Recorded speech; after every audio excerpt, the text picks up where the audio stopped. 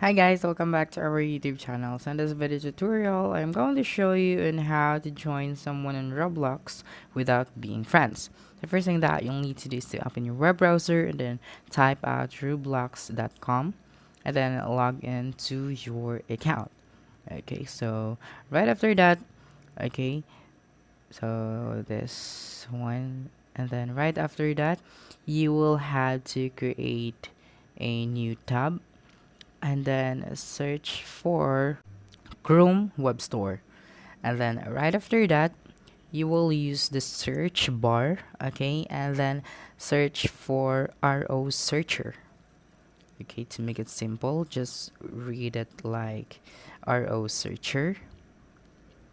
Okay, and then click on the RO searcher, and then you'll be able to see this option, which is the add to Brave. You just have to tap on it to add it as your extension to your web browser. Okay, and then you will just have to wait for a few seconds. And then right after that, you will just have to go back to your Roblox tab. Okay, and then tap on the three horizontal lines at the left corner of your screen.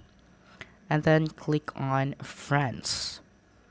Okay, and then since we don't have any friends here, we are going to use the search bar to search for our friend's name. So for example, Lance.